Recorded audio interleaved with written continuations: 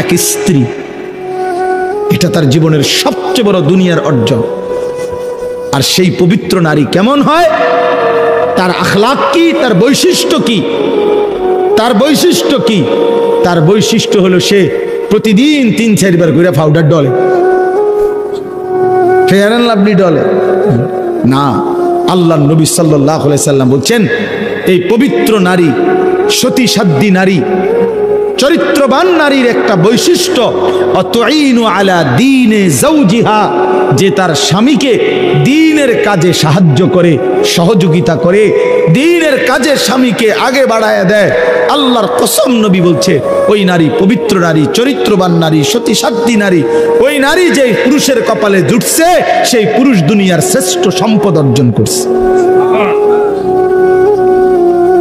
শ্রেষ্ঠ সম্পদ অর্জন করছে। রাসূলুল্লাহ সাল্লাল্লাহু আলাইহি সাল্লামের সাহাবীরা, নবীজির জামানায় সেই সাহাবীরা তাদের বিবিরাই তাদের স্বামীদেরকে আল্লাহর রাস্তায় জান দেওয়ার জন্য, যুদ্ধের জন্য সাজায় দিতেন। স্ত্রীরাই বিদায় দিতেন স্বামীকে, যাও স্বামী, আল্লাহর জন্য জান দিও, হাসরের ময়দানে দেখা করো,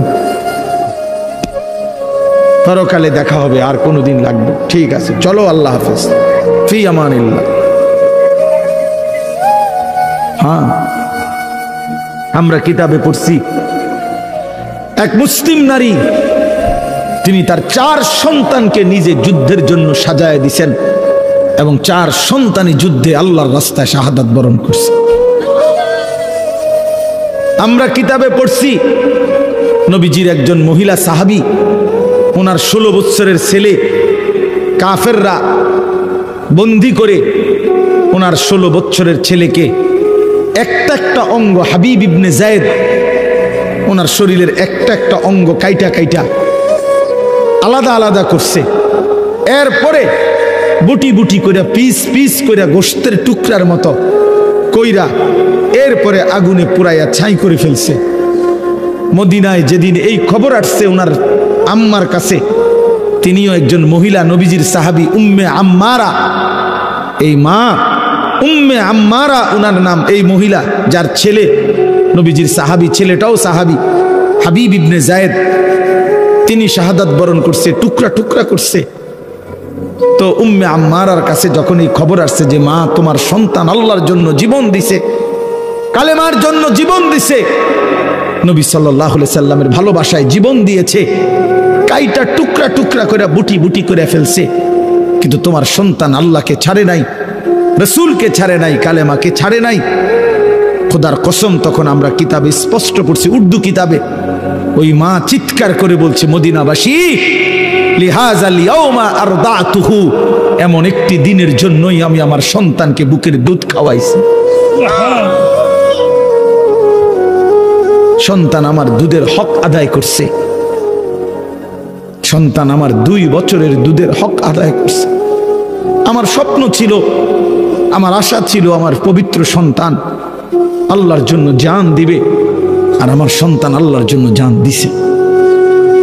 নিকল যায় দম তেরে কদমোं के नीचे, यही दिल की हसरत, यही दिल की आरज़ू है।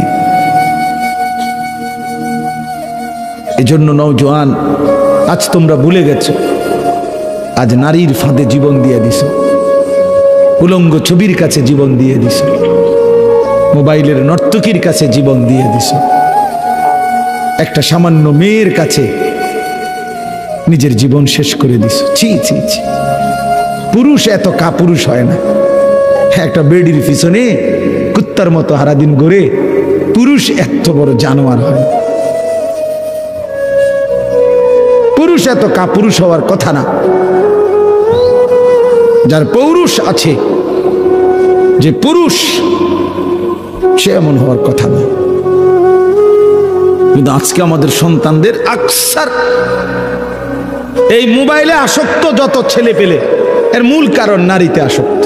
এটার অপর পিঠে এটাই রেজাল্ট। আপনি খোঁজ নিলে ওয়াজ হনে 2টা 1টা দরকারি কোনো কাজ করে 10 মিনিট 5 মিনিট, আর যে সারা দিন রাত এটা টিফে কিতা করে, বেডি চায়, নারী দেখে, ছবি দেখে, নাচ দেখে, নাটক দেখে, সিনেমা দেখে, অশ্লীল ছবি দেখে, নারীকে নিয়েই ব্যস্ত থাকে। নাইলে আপনি বন্ধ করে দেন, এক সপ্তাহ